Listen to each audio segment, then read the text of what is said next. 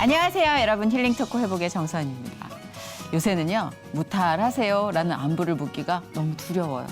왜냐면 무탈하지가 않아요. 너무 사는 게 힘들고 하루하루가 전쟁이다 하는 분들이 많고요. 특히 자영업 하시는 분들 제 주변에 많이 계시는데 그냥 툭 치면 눈물이 흘러요. 그럴 정도로 어느덧 우리가 코로나 시국 거의 2년째에 과거에 우리가 이런 삶을 살았던가 싶은 단계까지 왔어요. 근데 생각해보면요. 그때 당시 우리는요. 이 모든 게 너무 자연스럽게 당연하듯 주어진 환경이었던 것 같아요. 이 모든 공기, 바이러스 없는 청정함, 감사를 몰랐던 것 같아요. 그래서 이런 것들이 손안에서 빠져나가지 않는 한 이 모든 것들은 감사할 수 없는 당연한 것들이다라는 회개가 저는 요즘 계속해서 나오는데요. 어떤 사건이나 사고가 생기면 제일 회복될 수 있는 빠른 길은요. 그걸 빨리 인정하고 받아들이는 거랍니다. 근데 우린 인간이잖아요. 무조건 나한테 어떻게 이런 일이 하면서 거부하는데 정말 온 힘을 쏟죠. 저도 그랬거든요. 근데 당시의 고난과 모든 어려움을 받아들이고 눈을 뜨고 인정해야 그 다음 스텝으로 걸어나갈 수 있겠더라고요. 자, 오늘 왜 우리가 이런 이야기를 하냐면요. 오늘 모신 이분이요. 글쎄요, 뭐 어떤 역경과 고난의 급이 있겠습니까마는, 이분은 정말 급으로 칠 수 없는 너무나 큰 시련과 역경 앞에서 정말 뜨겁게 엎드려져 하나님 손을 붙들고 정말 놀라운 은혜를 축적해 나가고 있는 분이십니다. 여배우로서 소개를 해드려야 되는데 이렇게 고난으로 소개를 해드리려니까 저 남일 같지 않고 저도 제 이름 앞에 고난 붙을 때 제일 짜증 나거든요. 그렇지만 어떡하겠어요. 살아온 삶의 증거인 걸, 하나님이 이분을 품고 있는 증거인 걸, 이거부터 시작해서 죄송합니다. 탤런트 겸 배우 김혜랑 씨 모셨습니다. 어서 오세요. 안녕하세요. 죄송해요. 고난부터 시작해서. 엄마로서 아픈 성장통을 겪어야 했던 배우 김예랑. 2008년 KBS 공채 탤런트로 데뷔, 활동하며 문미엔 예배에서 만난 김진무 감독과 결혼해 새 자녀를 낳았다. 하지만 축복과 함께 찾아온 둘째 딸의 뇌전증 판정. 원인 모를 가정의 불행 앞에 무너지고 쓰러졌던 그녀를 붙든 것은 오롯이 밝은 미소를 잃지 않는 예쁜 딸 려원이 덕분이었다. 뇌전증으로 아픈 자녀와 함께 성장하는 엄마 김예랑의 회복 스토리 지금 공개합니다. 마지막 기수예요. 21기. 와, 그게 몇 년도예요? 2008년도에 저희가 아하. 뽑혔습니다. 전화가 온 거예요. 둘째 네. 어린이집에서 애가 경기를 한다고 아이고, 기도를 하는데 항상 기뻐하라. 아이고야. 쉬지 말고 기도하라. 범사에 감사. 감사할 수 없을 때 감사하고 정말 기도할 수 없을 때 기도하고 기뻐할 수 없을 때 기뻐하는 데살로니가 전서 5장 말씀이 그게 진짜 기적이구나.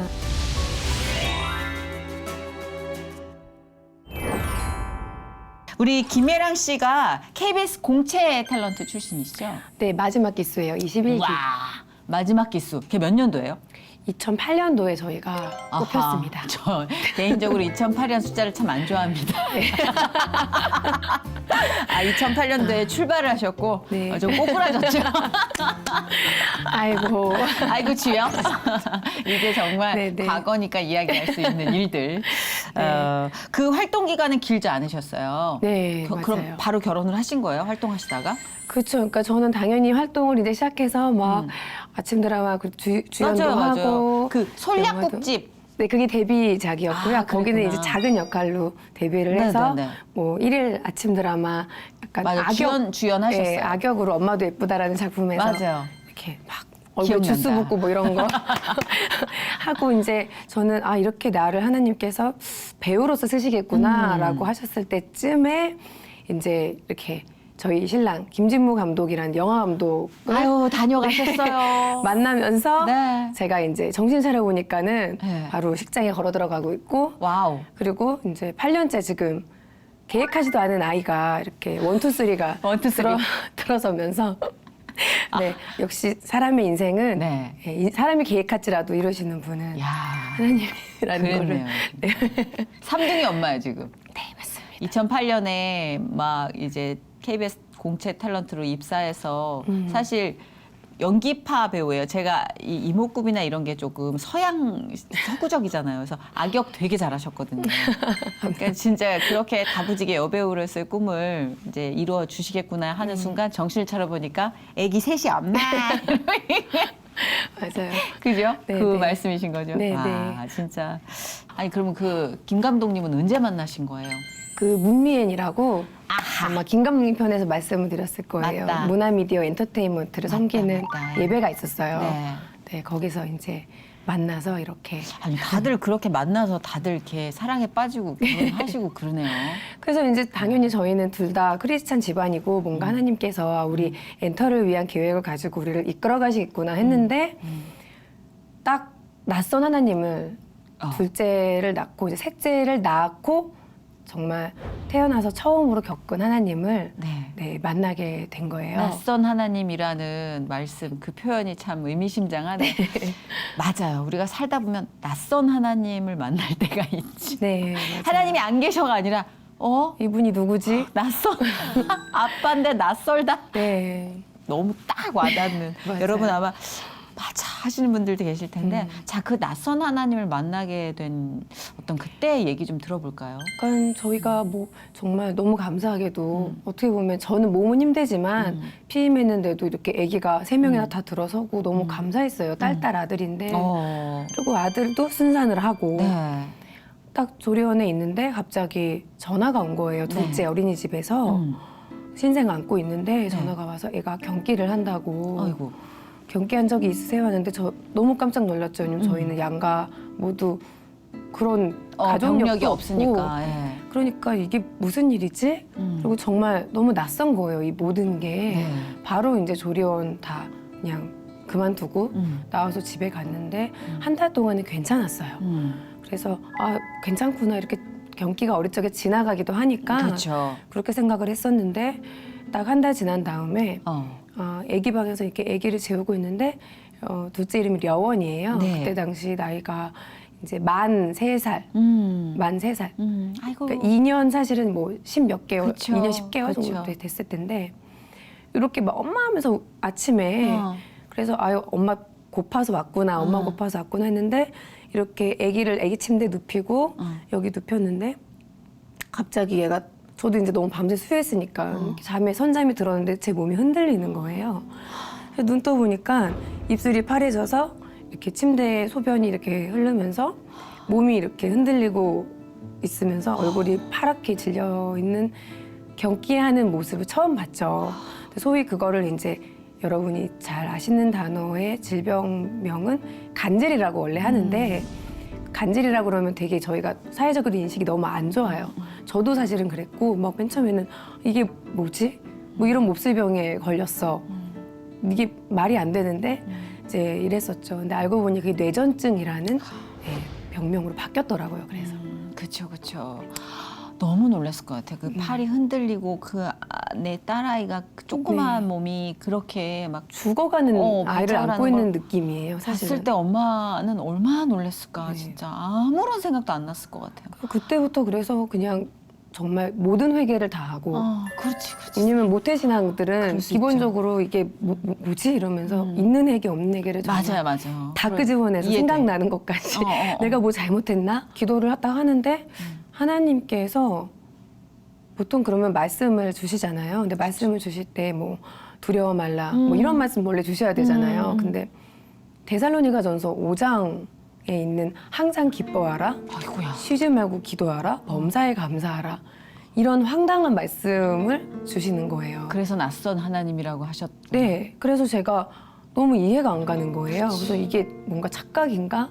제가 뭐 은사가 있는 것도 아니고 근데 그냥 정말 그 말씀만 계속 들어오길래 이해가 가진 않았죠. 근데 매번 아무리 기도를 해도 그 말씀밖에 주시질 않으셨었어요. 그게 이제 나중에 제가 그 말씀을 주신 뜻을 정말 나중에 알게 되죠.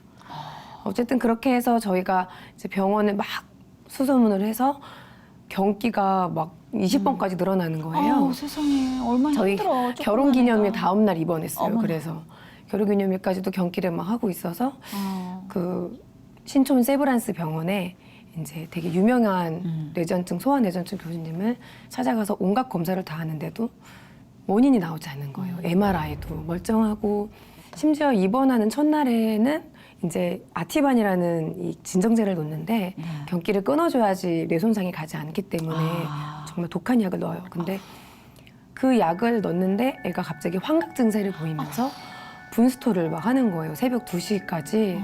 그러면서 막 벌레가 보인다고 어떡해. 막 엄마 거미가 보인다고 막 공포에 질려가지고 벌벌벌 떨면서 막 헛걸을 보는 거예요. 막 벌레 보라고 막.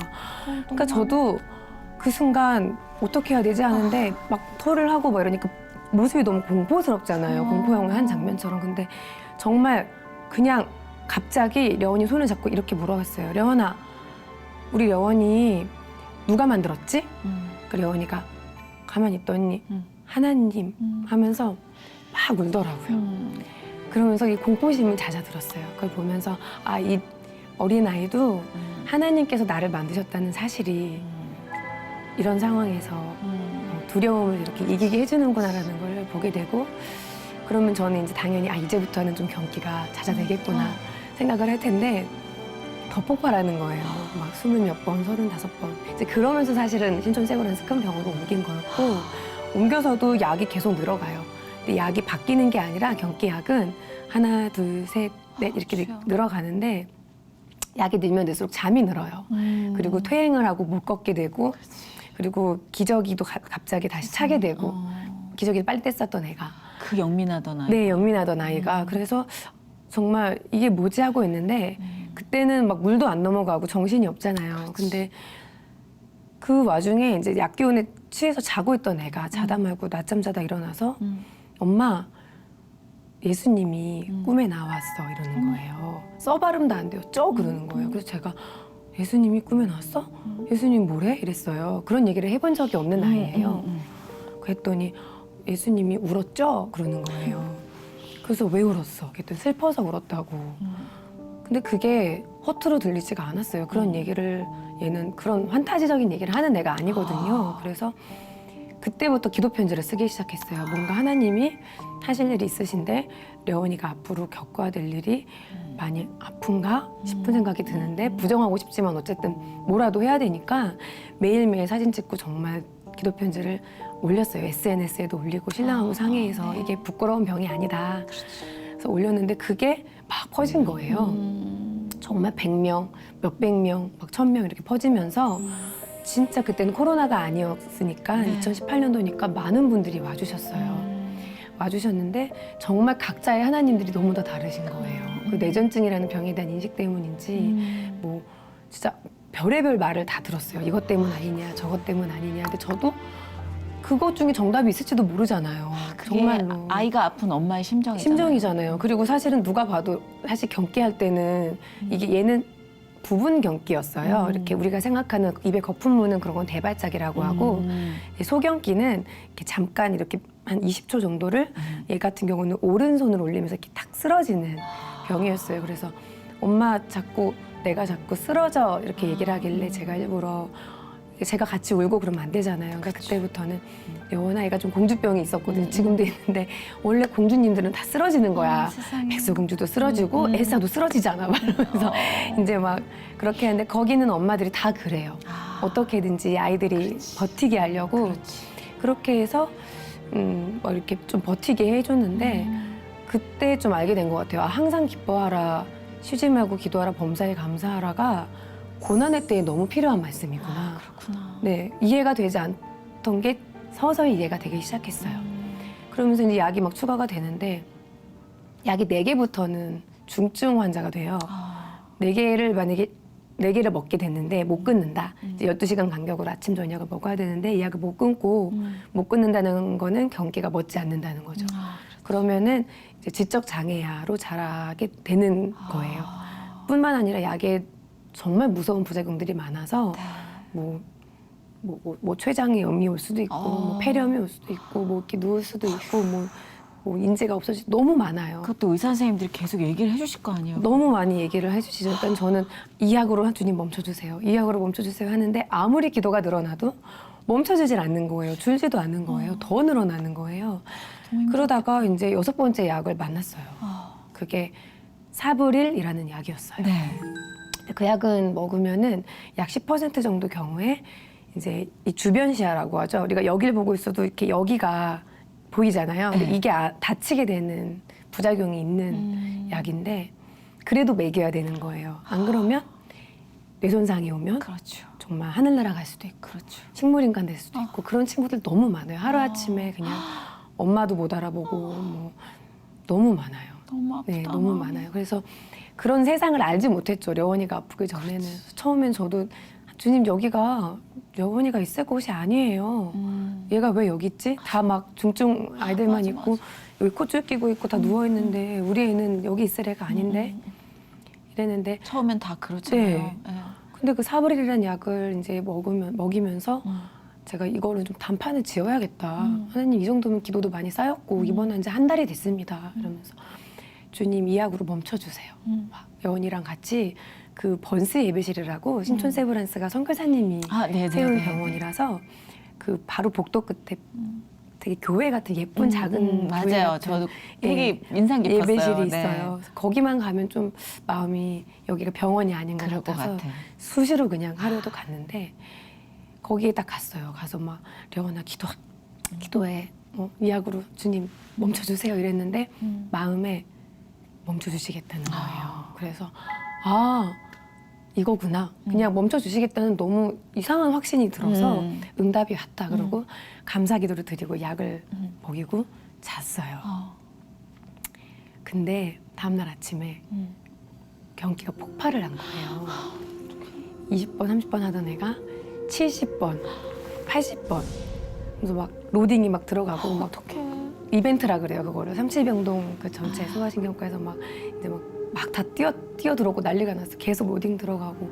그래서 이게 뭐지? 그러고 있는데 막 애가 저 보더니 막 갑자기 경기하다 말고 원래 일어나도 제정신 돌아왔었거든요. 부분 경기랑. 근데 누구세요? 그러는 거예요. 순간. 그래서 그때 머리가 이렇게 멍해지면서 이게 내 일이 될 수 있구나. 남의 일이 아니구나. 그런 생각이 들었어요. 그래서 태어나 처음으로 모태신앙이고 A형인 제가 따져야겠다 하나님한테. 따지는 기도를 해야겠다 싶어서 돌 것 같아요. 진짜. 네. 내가 엄마가 그러니까. 진짜. 그래서 따져야겠다 싶어서 제가 좀 화가 나서 무릎을 꿇었어요. 침상에서 이제 여원이 어디 번스 예배실도 못 가고 너무 경계하니까 무릎을 꿇고 이렇게 따지려고 딱 무릎을 꿇었는데 그때 제 입에서 이상한 기도가 나오는 거예요. 저는 따지려고 무릎을 꿇었는데 하나님 제가 사랑하지 않아서 죄송합니다. 제가 사랑하지 않았습니다. 예수님의 사랑을 말로만 전했지 제가 그 주님이 말씀하신 그 사랑을 하지 못했습니다. 제가 가족을 사랑하지 않았고 신랑을 사랑하지 않았고 시댁을 사랑하지 않았고 친구를 사랑하지 않았습니다. 근데 그게 저는 제가 사랑이 굉장히 많다고 착각하고 살았어요. 이름도 그래서 김예랑으로 원래 제 본명이 김지혜인데 예수님이 사랑을 전해라 해서 김예랑으로 한 건데 하나님이 그 깨달음을 주시는 거예요. 갑자기 그 순간에 뭐 힘들지 이렇게 위로하실 줄 알았는데 오히려 너는 사랑하지 않았다고 책망을 하시는 거예요. 엄청 무섭게. 근데 그게 너무 귀한 깨달음이었어요. 저희가 사실 많은 크리스찬들이 사랑한다고 생각하지만 마음속에 다들 사랑 안 하거든요.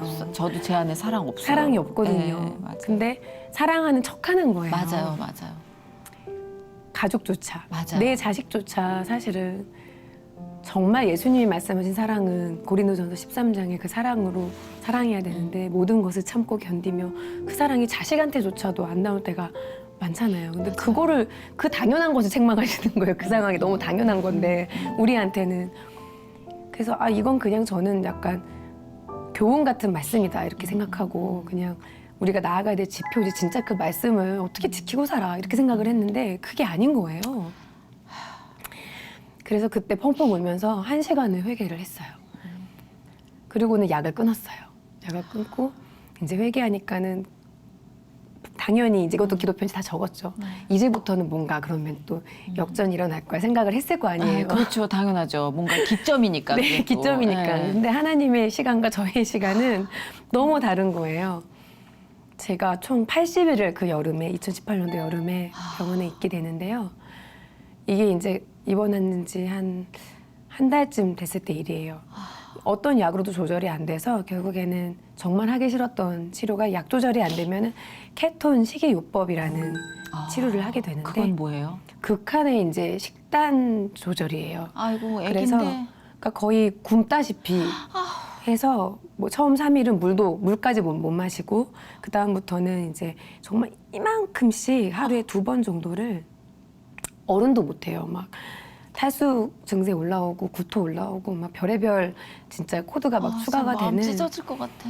그래서 막 아. 그런 치료인데 이제 교수님도 되게 유명한 교수님이에요. 네. 강은철 교수님이라고 소아신경과에서 굉장히 명의신데 그분도 인지가 이렇게 멀쩡하게 있는 애가 이거를 먹을 것도 좋아하거든요. 또 떡볶이를 엄청 좋아하는 그럼 애가. 지금 한참 먹을 때잖아요. 그리고 그렇게 제가 입덧 시집에서 떡볶이를 많이 먹었었는데 떡볶이 좋아하는 걸 닮아가지고 빨간 떡볶이 그거를 세상에, 세 먹었었어요. 살짜리가. 예, 먹었었어요. 3살짜리가. 근데 그래서 그걸로 달랬죠. 막 주사 바늘 맨날 여기 막 진짜 맞아도 달랠 게 뭐가 있어요. 애들이 먹는 거 네. 젤리 사탕 아무것도 안 되는 거예요. 그냥 거의 밥도 진짜 못 먹고 이렇게 탄수화물을 극히 제한해요. 모든 당류. 왜 그러지? 그렇게 됐을 때 뇌에서 이제 케톤이라는 물질이 나오는데 그게 한 약 10%나 20% 정도의 경우에 경기를 좀 그래요? 줄이는 효과가 있다라는 그 학술 너무 발표가 엄격한 있어요. 방법이다. 근데 약이 안 되면 그렇게라도 하는 거예요. 왜냐하면 안 그러면 뇌 손상이 일어나면 더 큰일이 나니까. 큰일 나죠. 예. 그래서 이제 그런 잔인한 치료를 해야 되는데 제가 주님 이것만은 안 하게 해주세요 했었거든요. 그런데 그걸 굳이 가게 하시는 거예요. 근데 저희는 또 불만을 할 수 없잖아요. 모태신앙들은. 속으로는 해도 이게 하나님이 그래도 다 들으실까 훈련이 또 봐. 그렇게. 네. 그리고 이 기도 편지를 지금 보내고 있잖아요.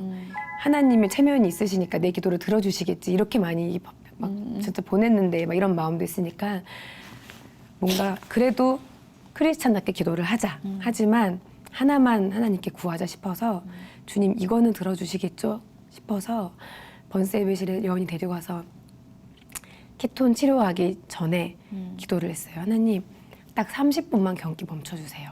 왜냐면 그래야 마지막으로 여원이 좋아하는 떡볶이를 먹일 수 있습니다. 주님 제가 낫게 달라는 것도 아니고 태어나겠다는 것도 아니고 떡볶이 한번 먹인다는데 아버지 떡볶이 한 번만 먹입시다. 진짜 이렇게 기도했어요. 이거는 할 수 있으시죠? 엄마니까 그렇게. 네. 그럼요. 이거는 뭐 그럼요. 주님 제가 그건 뭐 진짜. 이 정도는 주님께 제가 좀 우겨도 되지 않아요? 막 이러면서 그러고 막 30분만 주님 멈춰주세요. 여원아 떡볶이 먹고 싶지 기도해 그러는데 그 순간 십자가 앞에서 여원이가 탁 오른손을 들면서 경기를 하는 거예요. 근데 그 순간에 제가 머릿속에 뭐가 하나가 탁 끊어지는 느낌이 나면서 아 여기까지구나. 제 믿음이 바닥에 딱 거기까지더라고요. 그러면서 려원아 가자. 기도해도 소용없어. 하나님 죽었어. 그러면서 이렇게 유모차를 딱 돌려서 내가 다시는 기도하러 안 올 거야. 그러면서 제 입에서 정말 모태신앙으로서 해본 적 없는 온갖 무서운 욕들이 하나님을 향해서 막 나오는데 딱 30분인가 40분을 못 견디더라고요.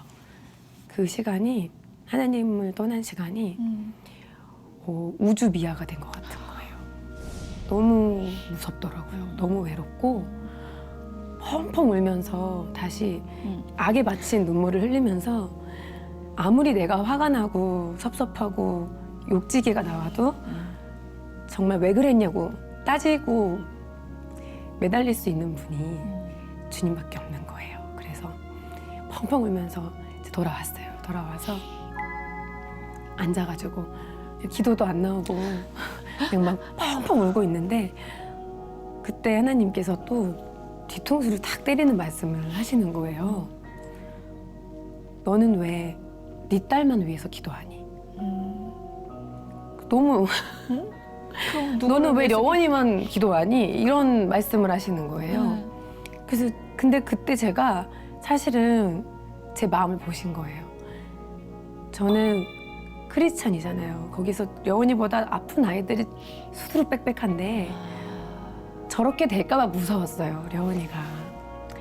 그리고 친구가 되고 싶지 않았어요. 왜냐면 우리 애는 나가야 되는 애니까. 근데 하나님께서 친구가 되고 싶지 않았던 저의 마음을 크리스찬이고 저 예수님 믿는 사람인데 왜 네 딸만 기도하냐고 책망하시는데 너무 회개가 되면서 그때부터 이제 려원이랑 같이 친구가 됐어요.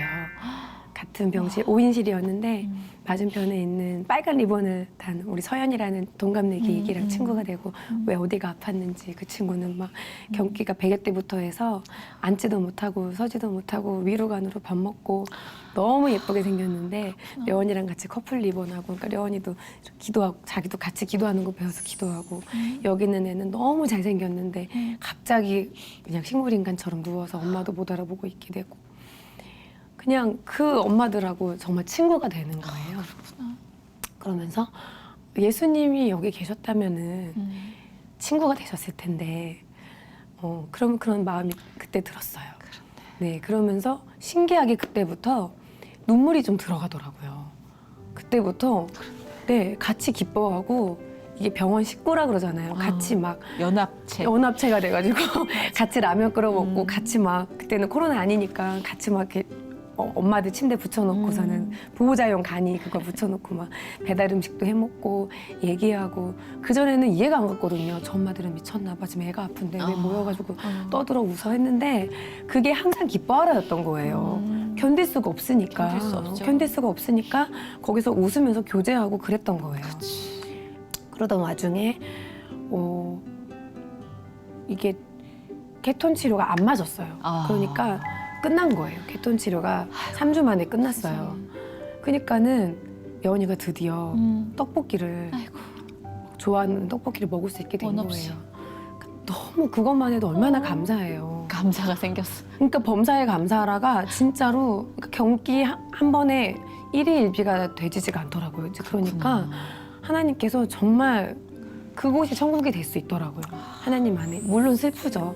근데 아픈데 그 어느 것보다도 하나님께서 매 순간 함께하는 느낌이 정말 들면서 려원이도 지금도 자기는 그때가 그렇게 힘들었다고 생각하지 않아요. 어머나 세상에. 그러니까 병원은 맛있는 게 그것도 많은, 은혜다. 네, 맛있는 게 많은 곳 이렇게 기억해요. 진짜 은혜다. 네. 그러니까는 하나님께서 견디림을 다 주시더라고요. 그래서 그때도 어쨌든 그렇게 떡볶이를 먹이면서 또 감사를 회복을 하고 뭐 이랬는데 그렇게 서로 정말 사랑하게 되고 감사하게 되고 막 그 안에서의 천국을 맛보게 되는데 려원이가 입원한 지 약 70일 정도 됐을 때 갑자기 려원이가 자다가 일어나서 보통 경기하면서 일어나거든요. 수면 파가 나올 때가 제일 경기파가 많이 나와서 예, 졸릴 때, 자다 깰 때, 잠들 때 경기하는데 오른손을 이렇게 올리면서 원래 일어나야 되는데 이렇게 일어나서 눈을 탁 뜨고 저를 딱 쳐다보면서 엄마 하나님이 고쳐주셨어. 써도 쪄 그러는 거예요. 그래서 제가 너무 기도하니까 얘가 그거를 그냥 동어 반복을 하는 줄 알았어요. 그래서 하나님이 고쳐주셨어? 무슨 말이야 했더니 몇 번을 물어봐도 하나님이 고쳐주셨다고 경계를 안 하는 거예요. 그래서 이게 뭐지? 그리고 교수님들도 안 믿으시는 거예요. 회진 때 집에 가고 싶어서 뻥치는 엄마들이 간혹 있거든요. 안 한다고. 세상에. 어차피 똑같으니까. 계속 시간마다 아직도 안 해요? 아직도 안 해요. 근데 정말 안 하는 거예요. 그래서 저도 이게 뭐지? 이러고 있어서 정말 안 했어요. 그리고도 교수님이 안 믿으시고 분명히 다시 할 거다. 그럴 리가 없다 해서 열흘 동안 더 이제 퇴원을 안 시켜주시다가 드디어 80일째 퇴원을 할 때도 응급실로 들어오면 된다. 갑자기 경기하면 분명히 할 거다. 이렇게 얘기를 해주셨어요. 왜냐면 또 희망을 주면 안 되고 대비해야 되니까. 그래서 알았다고 저도 그렇게 믿고 이제 짐을 싸는데 나올 때 엄마들이 언니 좀 우리 아이들 얘기 좀 많이 알려달라고. 사람들이 나쁘게 생각하는 병이니까 우리 애기들 얘기 좀 많이 여기저기 알려줘. 제 직업을 아니까. 근데 저는 그때만 해도 뭐 제가 유명한 탤런트도 솔직히 지금도 그렇지만 아니고 제가 뭐 그런 뭐 없는데 어떻게 알리지? 그럼 하나님께서 이 약속을 이뤄주라고 잠깐 소명을 주셨나 싶어서 제가 할 수 있는 일을 찾았어요. 그러면서 이제 막 유튜브를 하게 됐어요. 그래서 이게 누구나 볼 수 있는 거니까.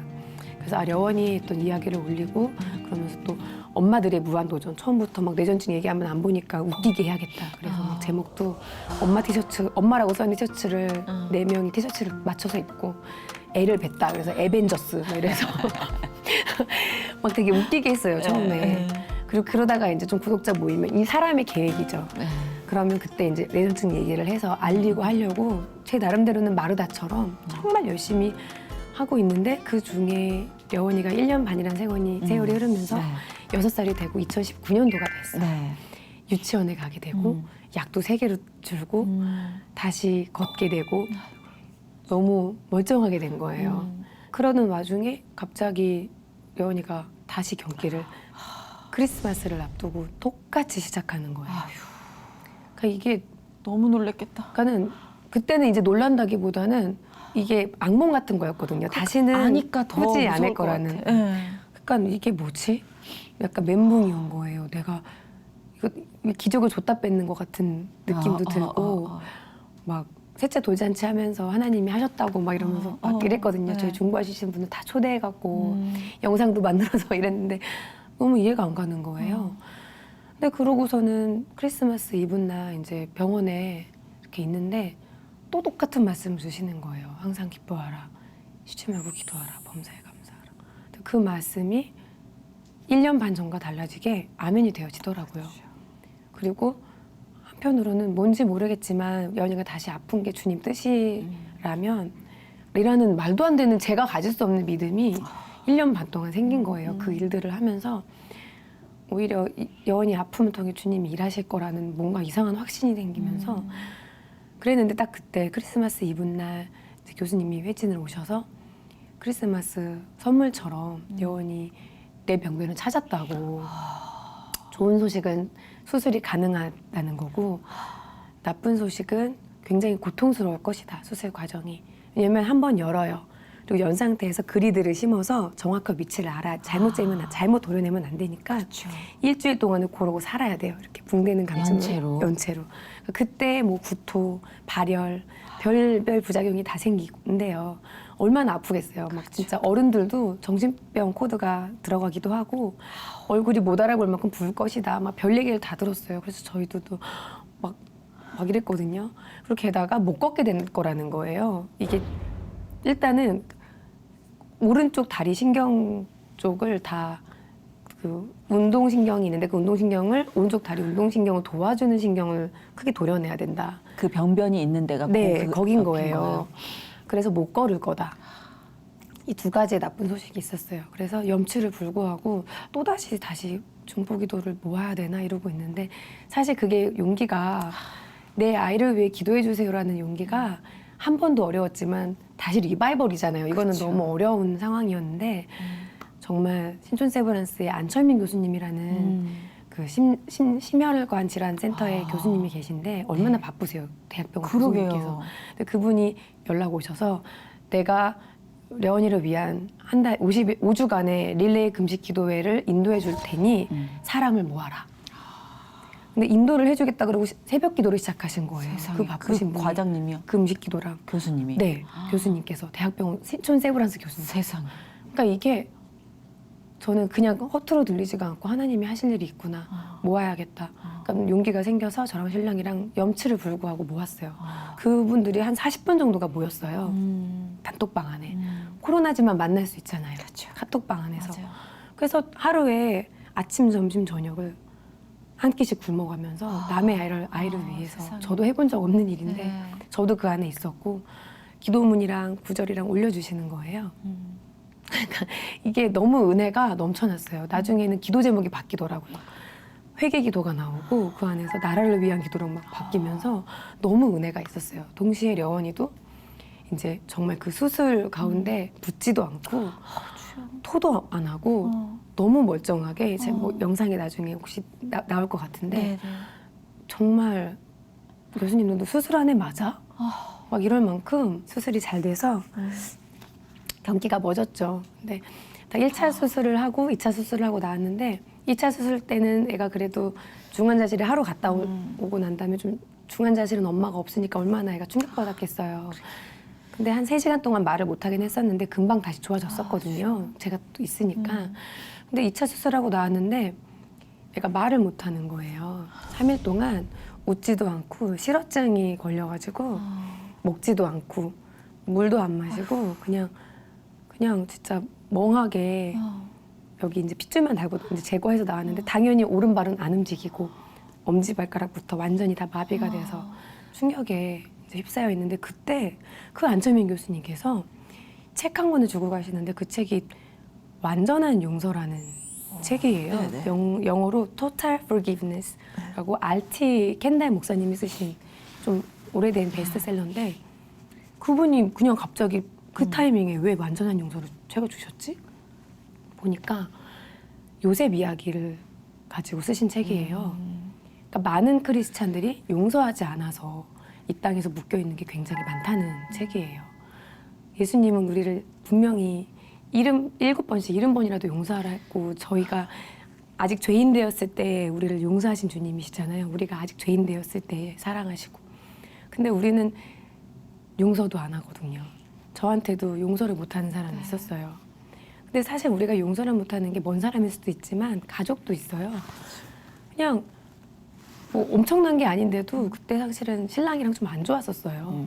그래서 그냥 제 안에 누구나 한 명씩 있을 거예요. 다 그런 경험이 있으실 거고. 그냥 신랑도 그렇고 뭐 저희 친엄마도 그렇고 그냥 정말 제 아이가 아프니까 다 싫고 다 너무 미웠어요. 그럴 수 있죠. 용서가 안 되고 말 한마디가 다 상처고. 그렇죠. 근데 우리가 사실 다 똑같은 죄인인데 하나님 보실 때는 사실은 극악무도한 범죄인이나 저희나 다 같은 죄인인데 그걸 제가 그때는 부정하고 살았어요. 나는 되게 괜찮은 크리스찬이라고. 그러니까 용서를 못하는 거예요. 그래서 주님한테 영원히 앉혀놓고 십자가 보면서 하나님 제가 너무 용서하고 싶은데 용서할 힘이 저한테 없습니다. 제 안에는 용서도 없고 사랑도 없어요. 주님 용서하게 해주세요. 왜냐면 용서하기가 너무 싫거든요. 그럼요. 제가 너무 괜찮다고 생각하니까 그게 교만이죠. 그때 하나님이 용서하림을 주시더라고요. 그 힘이 제가 죄인인 게 깨달아진 거. 그리고 너보다 남을 낮게 여겨라. 다 너보다 더. 너희 신랑이 너보다 훨씬 훌륭한 사람이다. 너가 싫어하는 그 모든 사람들이 너보다 다 훌륭한 사람이야. 그들도 다 내 아들이고 내 피값 주고 샀다. 그래서 펑펑 울면서 회개를 했어요. 용서하겠습니다. 그리고 축복하겠습니다. 그리고 정말 제가 제 죄인인 게 깨달아지면서 이렇게 진짜 다시 거듭난 것 같은 마음이 정말 펑펑 울면서 이렇게 기도를 했어요. 근데 려원이가 그때 저를 보면서 아멘 했는데 처음으로 3일 만에 입을 떼는 거예요. 엄마 나 걷고 싶어. 그래서 제가 제 귀를 의심하고 사실 수술 후 MRI를 찍었을 때 두부처럼 뇌는 잘리면 복구가 안 돼요. 이렇게 똥 비어 있어요, 그 부분이. 그래서 카메라를 이렇게 세워놓고 그 번스 예배실에서 이렇게 잡았는데 잡고 양손을 잡아도 못 일어나던 애가 부축을 하니까 일어나는 거예요. 일어나지는 거예요. 힘이 들어가는 거예요. 그랬더니 절뚝절뚝이지만 걸었어요. 그 영상이 이제 있어요. 제가 항상 간증을 할 때 이런 말씀을 드릴 때 오면서도 계속 기도한 게 이래서 려원이가 나았습니다. 이래서 치유의 하나님이 저는 그렇게만 하나님이 좁게 보여질까 봐. 예. 근데 그게 아니라 맞아요. 영이 낳기 이전에 내가 안에서 사랑과 용서가 회복되는 거 예수님의 사랑이 뭔지 부족하지만 더 바라보게 되는 거 그리고 감사할 수 없을 때 감사하고 정말 기도할 수 없을 때 기도하고 기뻐할 수 없을 때 기뻐하는 데살로니가 전서 5장 말씀이 그게 진짜 기적이구나. 그게 진짜 기적이구나라는 걸 네, 알게 됐어요. 그래서 그래서 그 말씀을 주셨구나. 그렇네요. 진짜 가장 네. 힘든 사실 성경에 있는 말씀 중에 가장 힘들어요. 너무 힘든 말씀이죠. 힘들어. 범사에 웃고 감사하고, 네, 감사하고. 기뻐하고 기도하고 이게 너무 힘든데 맞아요. 그게 어떤 목사님이 그러시더라고요. 그거는 너희에게 부탁하는 게 아니야. 하나님의 명령이야. 명령이더라고요. 하나님의 가장 강력한 명령이야 그러시더라고요. 근데 생각해 보니까 저도 그 가장 강력한 명령이 없었으면 나는 그 터널에서 죽었겠다 싶더라고요. 네. 그러니까 우리를 살리려고 내린 가장 강력한 처방전. 네. 그러니까 이게 회복이잖아요. 근데 많은 분들이 회복하면 비포 애프터가 정확하게 그래서 났어? 그래서 걸었어? 그래서 너는 맞아. 다시 부자가 됐어? 맞아. 그래서 넌 잃었던 명예를 회복했어? 그러니까 그래서 어떻게 됐어? 그 저도 그렇고 아까 고백해 주신 것처럼 우리 모두 그거에 대한 기대치가 있거든요. 그러니까 이거는 사실 진짜 비포 애프터가 정확한 기적의 이야기가 아니라 그렇죠.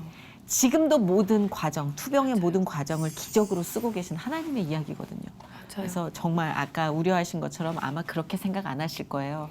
그리고 진짜 다행히 아이가 많이 회복이 돼서 진짜 정말 기적 같은 이야기를 전할 수 있지만 아직도 병상에서 투병 중인 그 그럼요. 아이들의 머리맡에도 예수님이 계시다는 거. 그거 잊지 않으셨으면 좋겠어요. 너무 사랑하시더라고요. 너무 사랑하시고 네. 정말 너무 음. 이렇게 감싸고 계시고 그럼요. 네, 네. 그럼요. 그러니까 우리 인간의 기준으로 치유의 어떤 단계나 과정 그리고 뭐 날짜를 정할 수는 없는데 지금 아이들 머리맡을 지키고 계신 어머님 거기 하나님이 계시다는 건 잊지 않으셨으면 좋겠어요. 진짜. 제가 항상 하는 말이 있어요. 고난이 끝이 아니잖아요. 그럼요. 분명히 그럼요. 고난이 다시 올 거예요. 그럼요. 어떤 방식으로든 어떤 방식으로든 어떤 방식으로든 오죠. 그리고 가장 큰 고난인 죽음은 누구한테나 그렇죠. 오는 거잖아요. 네. 근데 제가 데살로니가 전서를 5장을 한번 다 읽어봤었어요. 하나님 이게 딱 이 구절 말고도 어떤 게 있나. 그랬더니 27절에 보자마자 제가 펑펑 울었어요. 그게 너희는 이 형제 모든 형제들에게 이 편지를 읽어주라 이렇게 써 있는 거예요. 알고 보니까 그게 사도 바울이 데살로니가 교회를 떠나면서 네. 처음으로 썼던 격려의 편지더라고요. 힘내라고. 네. 근데 그게 지나면서 기도하니까 아 데살로니가 교회에만 쓴 게 아니고 2018년도에 려원이에게도 저에게도 그렇죠. 그리고 2019년에 수술받던 려원이에게도 그리고 2021년도에 지금 코로나 때문에 힘들고 있는 그 우리 모든 고난을 겪고 있는 모든 분들한테 쓰고 계시는 하나님의 격려의 편지더라고요. 맞아요. 그래서 막 그거를 정말 다시 읽는데 처음부터 끝까지 너무 눈물이 나요. 그거를 꼭 다시 읽으시면 좋겠어요. 진짜 정말, 네, 하나님의 편지. 정말 우리가 신앙에 대해서 다시 한번 이렇게 뭔가 쫙 당겨서 뭔가 이렇게 매듭을 새로 만드는 그런 계기는 반드시 필요하거든요. 그러니까 이게 참 변수가 많더라고요, 신앙에도. 그렇기 때문에 오늘 이 시간 이 방송을 통해서 많은 분들께 어떤 식으로든 삶의 그런 계기가 되시길 믿고 바라겠습니다. 아멘. 네, 오늘 귀한 이야기를 나눠주셨어요. 네, 사실은 아픔을 복귀하는 것이 힘듭니다. 특히 내 아이가 아팠던 이야기를 복귀하는 건 너무나 힘든데 그 하나님이 주신 힘으로 성령이 함께 하셔서 사실 다른 아이들 또 다른 고통받은 영혼들을 위해서 저는 그 복귀가 가능해졌다고 생각하거든요. 너무 감사해요. 너무 값진 나눔이었어요. 감사합니다. 기도하겠습니다. 네. 감사합니다. 끝으로 우리 또 하실 말씀 있으면 아, 네. 네. 제가 미르바던의 그 고난이라는 어떤 그 책이랑 영상을 봤었는데 거기 보니까 그런 말이 되게 와닿았어요. 내 고난에만 집중해서 기도를 하면 결국에는 하나님이 모양이 네 고난을 고쳐주는 하나님밖에 제가 못 만난다는 그게 저는 되게 와닿았었거든요. 그러니까 제가 만약에 려원이가 낫게 해주시는 하나님만 계속 붙들고 있었으면 사실은 너무 지옥 같았을 것 같아요. 왜냐면은 려원이가 안 나오면 계속 지옥이니까. 근데 하나님은 낫게 해주시는 하나님도 계시지만 또 다른 쪽으로 또 감사를 보여주시는 또 주님이 계시고 우리에게 정말 하늘을 보여주시는 주님도 계시고 꽃을 보여주시는 주님 너무 하나님이 너무 많잖아요. 맞아요. 찬양하시는 주님도 그러니까 우리를 너무 사랑하시는 주님이 정말 우리가 생각하는 것보다 훨씬 더 크고 많다는 거를 맞아요. 꼭 알려드리고 싶어요. 그래서 지금 어두운 터널 가운데 계시다면 혼자 계시지 마시고 단 몇 사람한테라도 꼭 특히 믿음의 형제 교회 목사님한테 말씀을 꼭 해주셔서 네, 그런 좀 네, 온라인 기도 공동체를 만드셔서 같이 이겨내 네. 가시기를 네, 부탁드립니다. 진짜 힘내세요. 좋은 방법이에요. 네. 그러니까 저 역시도 그거를 비웃었던 사람 중에 하나인데 그 연합하는 공동체가 없었으면 저는 네. 이렇게까지는 건강하게 살아있지 못했을 거라는 생각. 아마 한 줌의 약을 털어놓고 있었지 않았을까? 사람들에게는 꽤 번듯한 크리스찬으로 보이기 위해서 위장하면서 근데 연합하는 팀이 있어야 자기 아픔의 끝을 볼 수가 있고 내 한계를 볼 수가 있고 또 거기서 나올 수 있는 방법을 함께 모색할 수 있겠더라고요. 그게 하나님이 우리에게 연합을 허락하신 이유고 명령하신 이유가 아닐까. 네, 저는 그렇게 믿습니다. 꼭 아픔을 알리시고 나누시고 회복할 수 있는 길을 모색할 수 있는 방법을 주 안에서 찾으시길 바랍니다. 오늘 너무 감사드려요. 진짜 감사드려요. 저도 감사합니다. 기도하겠습니다. 감사합니다. 네, 감사하고 축복할게요. 네, 축복해요. 네, 고맙습니다.